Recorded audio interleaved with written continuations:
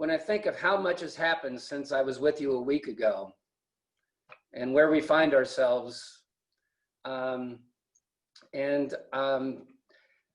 know, for me, these diving into history, it's always important to remember the importance of human agency, that history is not something that just unfolds according to some plan or some science, that there are moments of decision in the lives of individual communities, of families, of nations, where what leaders do and what everyone does determines the future that we move on to.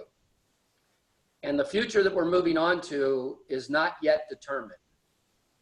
It will be determined in these coming days and weeks and months and probably years as we come out of these double and triple whammies that have really rocked the foundation of what we believe to be true or real. Going back and finding other times in history when the church was rocked and had to find its footing again, and to see who stepped up and who didn't, and who were the leaders that took us in a particular direction and who might have taken us in a different direction, has made this study of our history of the Book of Common Prayer be not about a book, but about a people. And so I'm going to pick up today pretty much where we left off last week. I know for some of you, you come and this might be your first time with us or a second time. We've been walking through the Book of Common Prayer and its history. And last week, we finally got to where the Episcopal Church was founded in the United States right after the Revolution. And at the same convention that the Episcopal Church was created, we adopted our very first own Book of Common Prayer, the American Book of Common Prayer. And we learned that thanks to the ordination of our first bishop, Samuel Seabury, who wasn't ordained by English bishops in England, but by a group of high church dissenting Anglicans in Scotland, who were called the non-jurors, that the prayer book that we adopted was heavily influenced by the Scottish, what was then the Scottish Episcopal Church, in a communion service that they had created in 1764. So if you look at our prayer book, you certainly see the cadences and the language of Cranmer going back to 1549, of the Elizabethan book in 1559, of the definitive book in 1662. But there's also a whole nother strain in history in our book that you wouldn't find in any Book of Common Prayer in the Church of England. And so what was happening with the Scottish was that they were looking to try to find something that took them back before the conflicts between Rome and the Protestants, something more ancient. And what they settled on was a communion service called the Anaphora of St James. This was the Liturgy of St James that was used by the Orthodox Church in Jerusalem in the 1700s. They attributed the service to St. James the Just, that we know as Jesus' earthly brother, the person that became the head of the church in Jerusalem after Jesus's assassination. And so now how much of it was actually true or it was by legacy or tradition, but the Scots non-juring liturgists felt that in that Liturgy of St. James, they had their hands on a communion service that dated back to the most ancient times. And so when they agreed to ordain Samuel Seabury, he agreed to, okay, I'm back. Sorry again. Okay. So what's interesting is here we are at the very beginning of the Episcopal Church, and already in its very first years, we're having this dialogue between the High Church, which is represented by Samuel Seabury in the Diocese of Connecticut, and then what we call Low Church, which would be represented by the bishop in Virginia and the churchmanship of Virginia. Now, I want to talk just a little bit about this high church, low church, broad church thing, because it's probably a slogan that you've heard before. It really began when after Charles II had reestablished himself as the King of England, and that split into the party that wanted to have more ceremony, and then the party that wanted to follow more the Protestant evangelical roots from the continent. So in the English church, there were what were called the Laudians, that were people that wanted to follow Archbishop Laud, and then people that were more evangelical, who actually were primarily represented by John Wesley and his brother as the evangelicals. So it begins to appear as early as the 17th century, and then in the colonial times, it began to emerge in the United States, with Connecticut as an example, later New York as examples of high church, and then Virginia and others being examples of the low church. So if you were a high churchman, what was important to you was apostolic succession. So we had to have bishops. We couldn't just have presbyters. That the spiritual or actual presence in the Eucharist, rather than it just being a memorial meal. Oh, could somebody mute themselves there? Okay. So in our own time, there's come to be some confusion about this high church, low church, and they seem to begin to lose their meaning a little bit. And part of that is because in some ways, as you look at the new prayer book, which we'll come to, the 79 prayer book, high churchmanship in terms of liturgy really won out, at least in our ceremonial life. We regularize communion as the weekly celebration worship service, whereas before it had been morning prayer. We allow for confession. We introduced in the new prayer book very specific Holy Week liturgies. Many of these aspects would have been just really unthinkable in the corporate life of the Episcopal Church before the 1940s and 50s. You know, things that we've just taken for granted, high altars, vestments, these things were in question all the way through the early life of the Episcopal Church. And those are all things that came to us through what we call the liturgical renewal movement.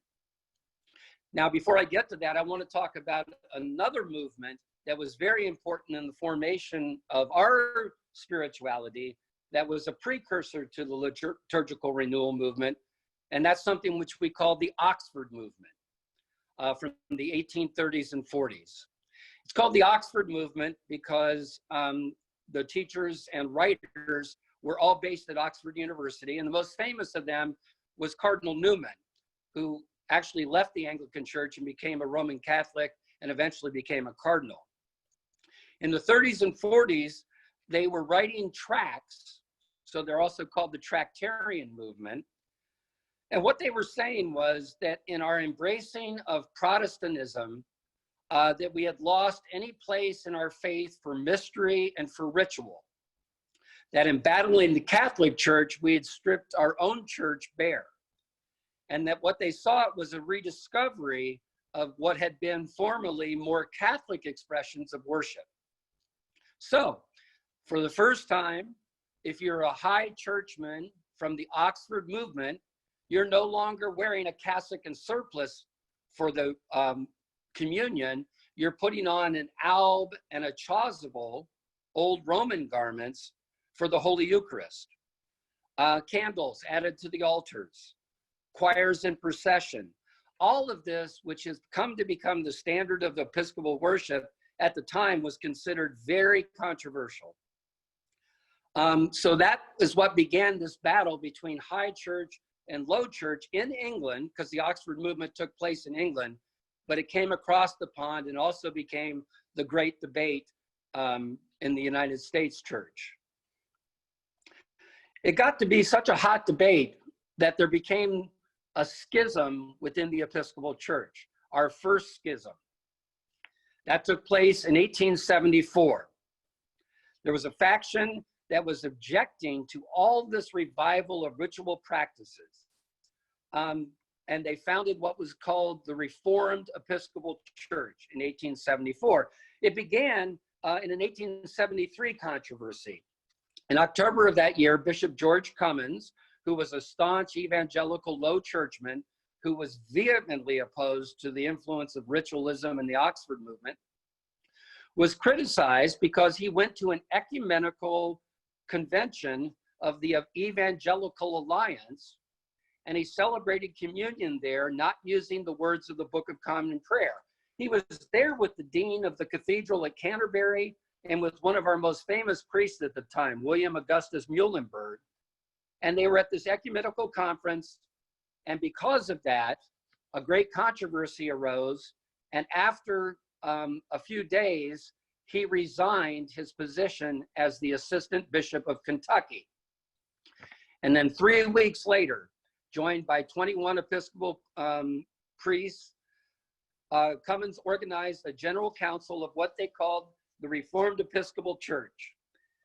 And at its founding convention, Bishop Cummins made this statement: "We went before the general conventions of 1868 and 1871 with petitions signed by hundreds of clergymen and laymen from all parts of the land, asking relief for the evangelicals in our church.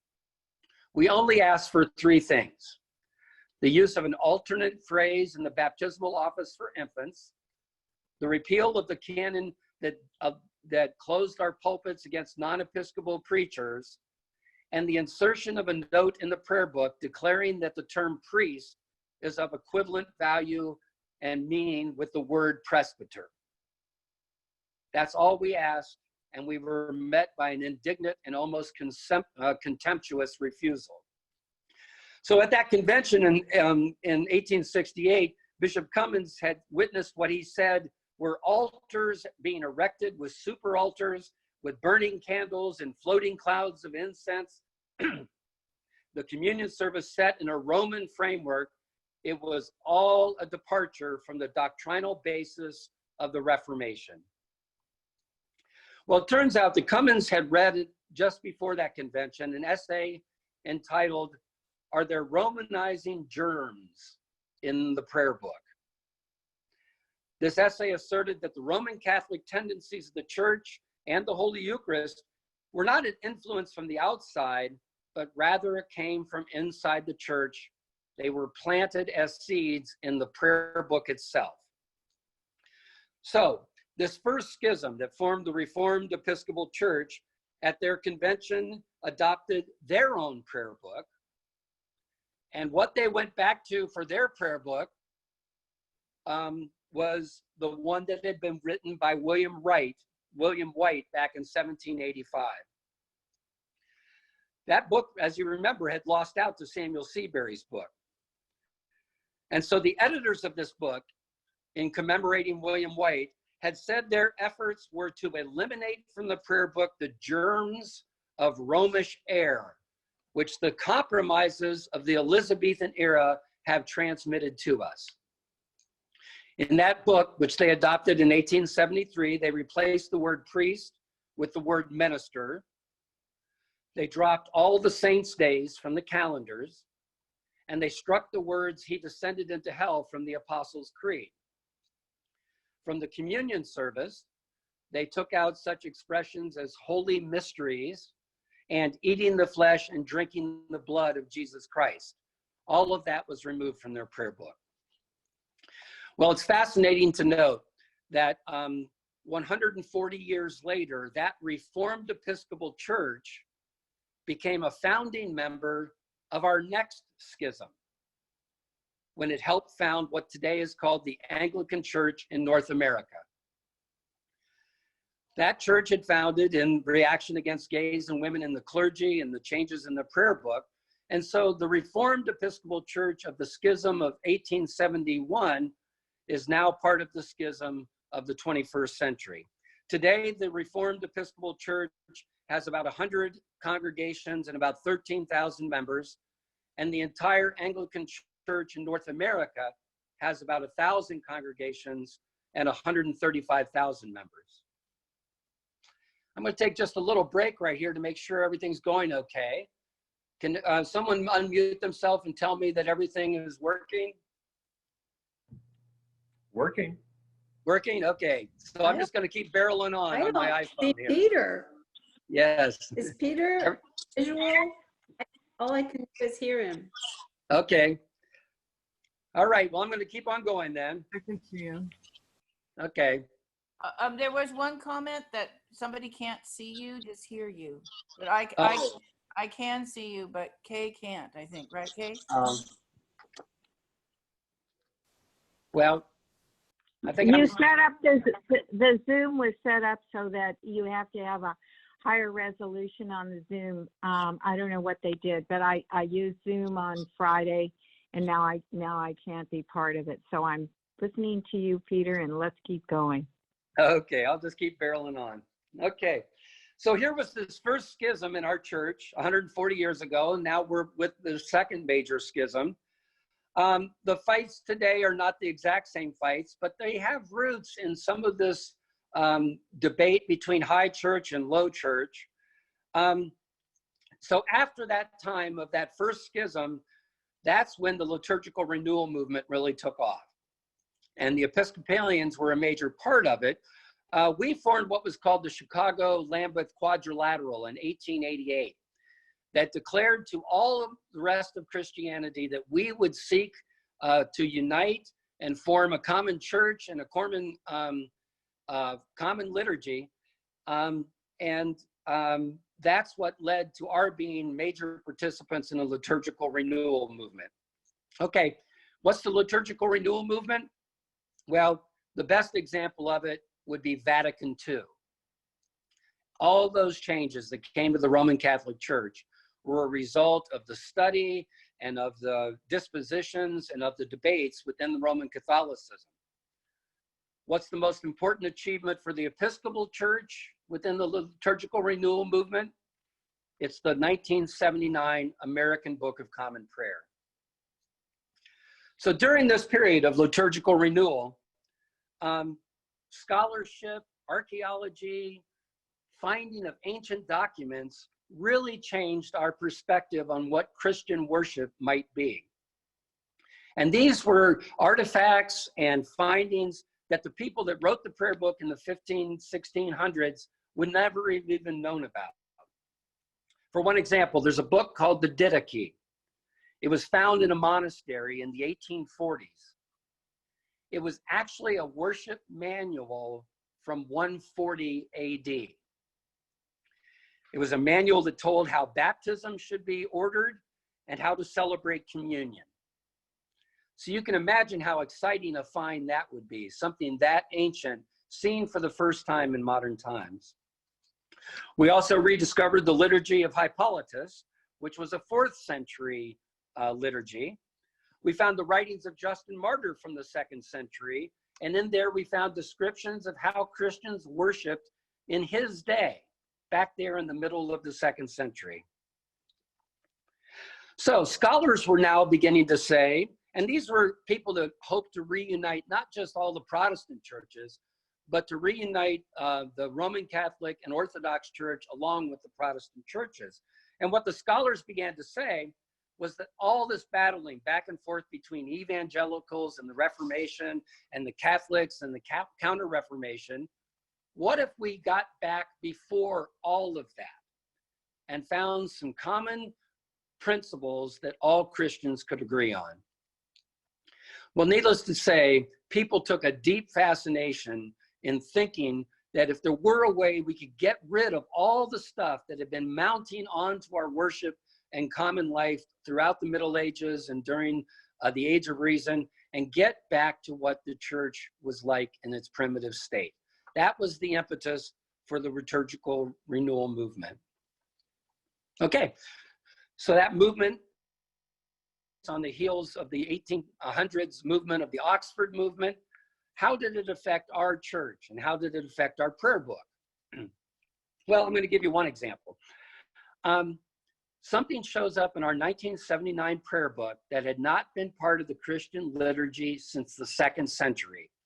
We call it the passing of the peace. Okay, now I'm sure some of you might have thought that that was simply some innovation from the 60s and the 70s that we included in a prayer book that we adopted in 1979. But instead, in finding these ancient liturgies, we found that passing of the peace was a key fulcrum, sort of a turning point in the liturgy, and it was reintroduced into our prayer book. Another ancient practice that was rediscovered and reinterpreted and then included in our Book of Common Prayer is the role of deacons. Now, you know, deacons, they appear in the scriptures. In the book of Acts, Stephen and others are appointed as the first deacons.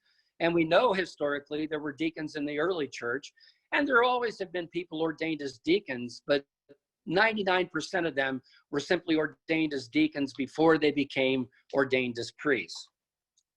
In our new prayer book, we highlighted and foregrounded the roles for deacons in very particular ways, trying to adhere to what had been the ancient practice. I imagine in 1979, there were maybe 100 deacons in the Episcopal Church. Today, there's over 3,000 deacons in the church. And as we lived into this new role, the deacon took on very particular roles in our liturgy. They're the ones who set the table.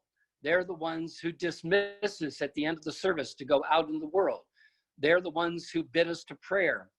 All of these roles had formerly been assigned to the priest or to lay people. They now are being assigned to the deacon, thanks to our rediscovery of that role from ancient practices during the liturgical renewal movement.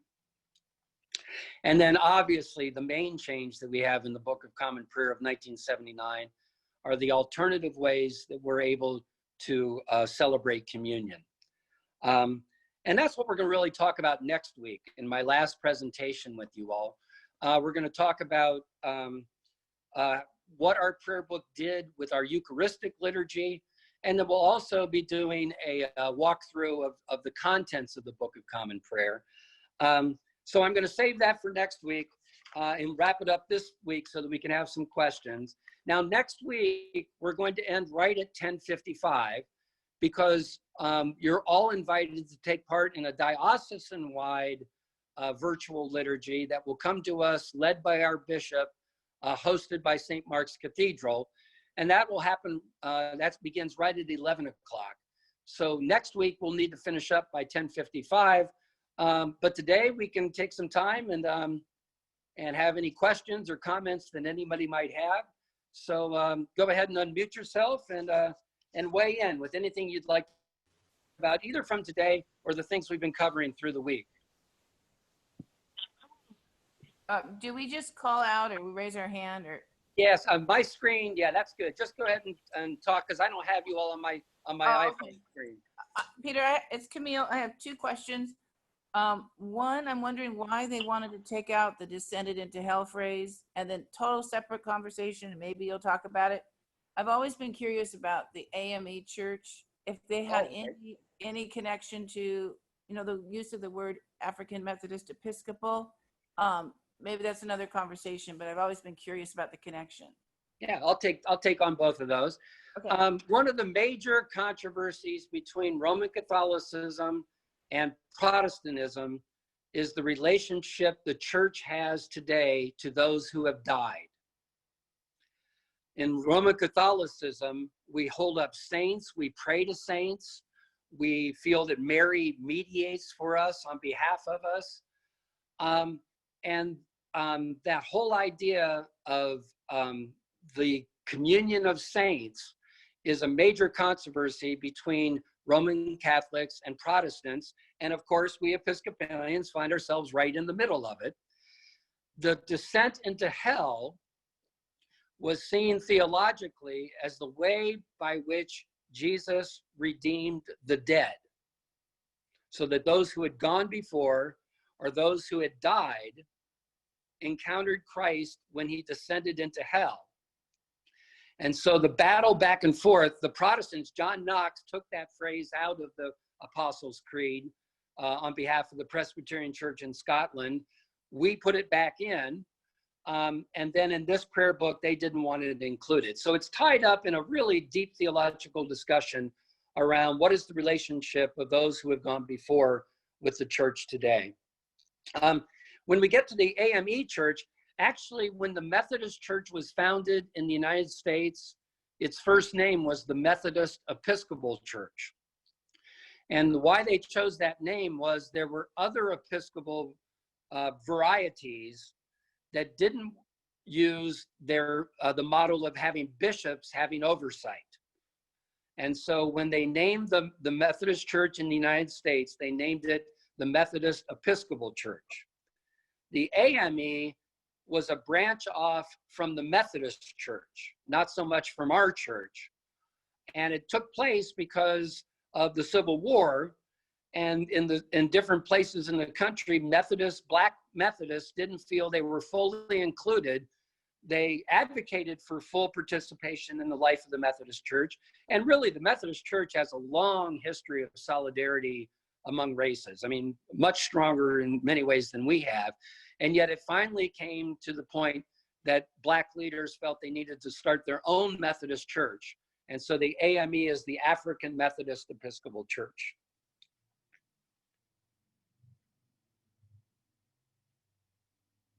Thank you for that. Yeah. Yeah. Oh, Mike, you want to unmute yourself?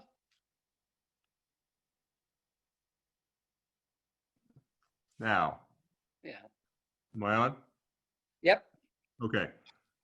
You're probably going to be short on time next week, but I hope you might try to touch at least on a couple of things with the new prayer book. Okay. One is Rite 3. Okay. We don't use, and I wonder if there are rules as to the extent of how much you can freeform and spitball that one. And secondly, something about the books that have come out since the prayer book about worship, especially enriching our worship, Right. which I happen to like very much, and which we seems to have deep sixed at Epiphany. Okay. Oh, really? Well, I can just weigh in on that right now if we don't have time next week. If you look in your prayer book, you have Rite 1, which is the Eucharist service in Elizabethan language. You have Rite 2, which is in contemporary language and offers 4 different communion prayers that you can choose from. The 4th one of which is actually a Greek Orthodox prayer. And then at the very end of the section on the Eucharist, they have what we call Rite 3.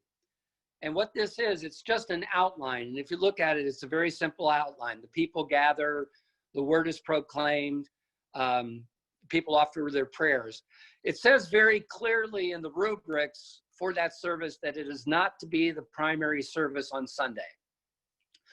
Its inclusion was to allow a lot more latitude for the celebration of Eucharist in other settings. So camps, outside liturgies, home communions, so that it was obviously taking place at the time in the 60s and 70s when the church was really trying to find many new ways to express our faith.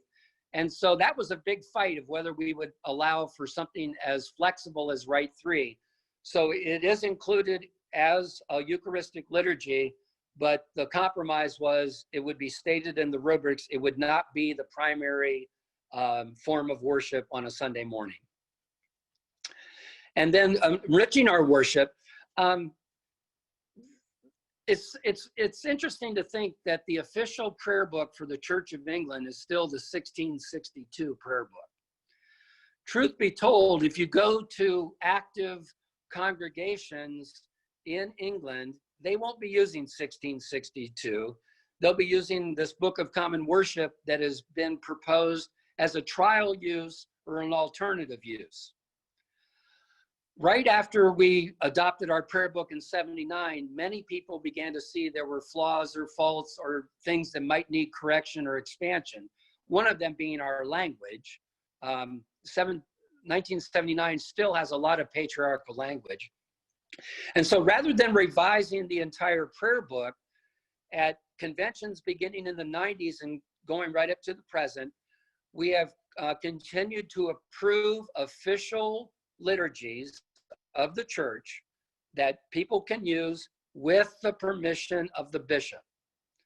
And so bishops get to decide whether within their diocese, those books, which are collected into 4 volumes that we call Enriching Our Worship, the bishop gets to decide whether those liturgies will be allowed or not. A place like Olympia, which has always been pretty liberal and progressive, we've been using Enriching Our Worship since they first came out. Other dioceses like Springfield, Dallas, Albany, they can't touch that stuff. At our last convention, there was a call and a resolution to go through an entire prayer book revision, like we did in '79. That was defeated by the House of Bishops. And instead, what they called for was an expansion of the process that is giving us Enriching Our Worship. I wouldn't say it's completely deep-sixed at Epiphany. When I was there over the course of the summer, I saw us use a couple of Enriching Our Worship Eucharistic prayers. But we, when I was rector at St. Andrew's, we primarily used the Enriching Our Worship Eucharistic prayers. One, because of the inclusive language, which was very important. And two, because they lend themselves to what I would call a sense of original blessing rather than a sense of original sin. That they talk about the glory of creation, about God being present and incarnate in creation. Whereas if you use Rite 1 or Eucharistic Prayer A, it's very much an atonement liturgy, that the most important thing Jesus did for us was die on the cross. What these other Eucharists do is say, yes, that's very central to our faith, but Jesus and God have done so much else in history. And so that's what those Enriching Our Worship prayers are there for. We have full permission in our diocese to use them, and Diane and Doit do use them occasionally. I don't think they're our regular liturgy, though.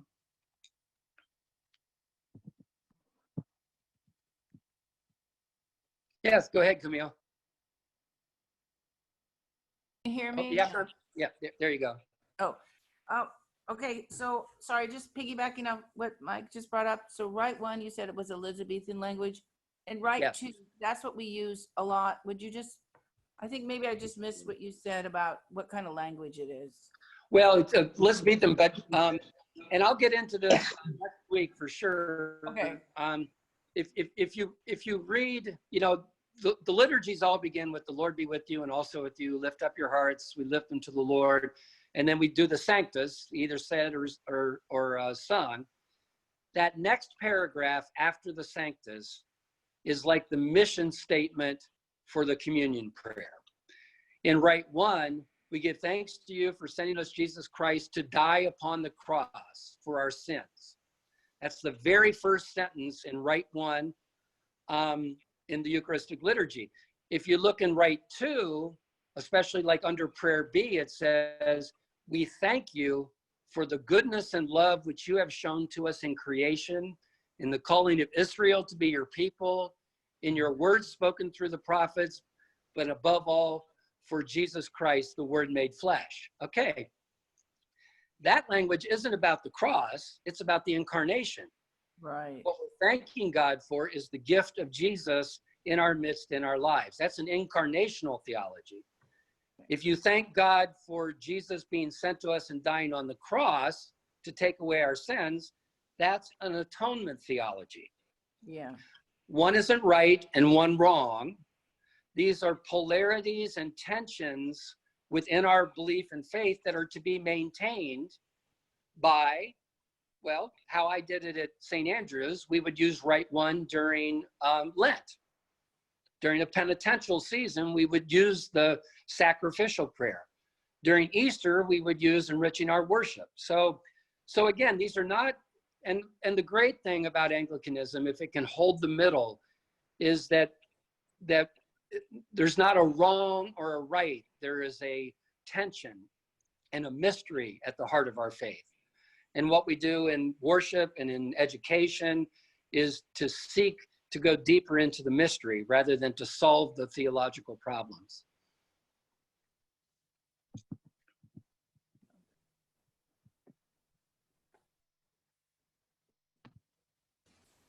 I found it fascinating that they brought these things back in from the ancient. I had no idea why we started doing the peace, and it was Yeah. like, oh well, we're just going modern. Yeah, I know. Everything old is new again. Well, as a historian, I mean, I just think of the excitement in the discovery of these ancient documents, that are left in monasteries, and then scholars find them 900, 1,500 years later. And obviously, we're not finding a copy from that time. They've been copied and copied again. But scholarship is able to show who the author was. And because we knew the author through other writings of that time, we then can ascertain that that book was probably written in those ancient times.